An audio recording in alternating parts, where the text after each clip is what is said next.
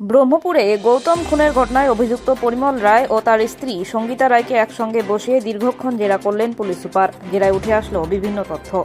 উল্লেখ্য, গত 4 জুন ময়নাগুড়ি ব্লকের ব্রহ্মপুর এলাকায় পরিমল রায়ের বাড়ি থেকে বালাসনের যুবক গৌতমের মৃতদেহ উদ্ধার হয় মাটি খুঁড়ে। ওই হত্যাকাণ্ডে অভিযুক্ত পরিমল রায় ও সঙ্গীতা রায় দুই অভিযুক্তকেই গ্রেপ্তার করেছে পুলিশ। জেলা পুলিশ সুপার খানবাহালে উমেশ গণপত জানান, গৌতম রায় ঘটনার দিন রাতে পরিমল রায়ের বাড়িতে গিয়েছিল ও তাদের মধ্যে কোনো একটি বিষয় নিয়ে কথা কাটাকাটি শুরু হয়। এরপর হাতাহাতিতে পরিণত হয়। আর এরপরই অভিযুক্ত পরিমল রায় ও তার স্ত্রী সঙ্গীতা রায় দুজন মিলে গৌতম রায়কে খুন করে মাটিতে পুঁতে রাখে। পুলিশ অনুমান করছে পরিমল রায়ের স্ত্রী সঙ্গীতা রায়ের সঙ্গে গৌতমের একটি অবৈধ সম্পর্ক ছিল। তার জন্যই এই ঘটনা ঘটায় অভিযুক্ত পরিমল ও সঙ্গীতা। সেদিন অভিযুক্ত পরিমল রায় ও তার স্ত্রী সঙ্গীতাকে একসঙ্গে বসিয়ে দীর্ঘক্ষণ জেরা করে পুলিশ সুপার। বৃহস্পতিবার বিকেল 5:30 নাগাদ পুলিশ সুপার জানিয়েছেন, তাদের আরও জিজ্ঞাসাবাদের পর জানা যাবে এর ভেতরে আরও কি রহস্য লুকিয়ে আছে।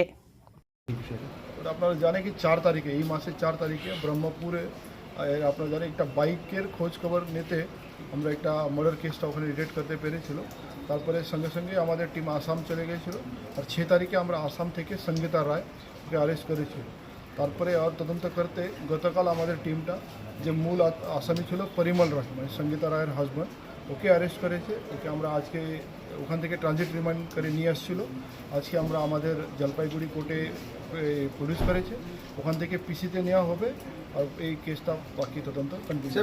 মানে কী কারণে মার্ডার করলো বলে বা আপনার মানে এখন আপনি যাচ্ছে কি ওনাদের একটু বাড়িতে সেদিন এসেছিল, তার মধ্যে ওনাদের বসে ওখানে কিছু তর্কাতর্কি হয়েছে।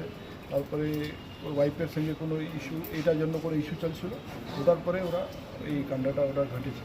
তো সেটা ডিটেলস সেটা আমরা এখন এস্টাবলিশ করে দেখবো। দুজন এখন পেয়েছে, আজকে আমরা হাজব্যান্ড ওয়াইফ দুজনকে একসঙ্গে বসে এটা ইন্টারোগেট করা হয়েছে।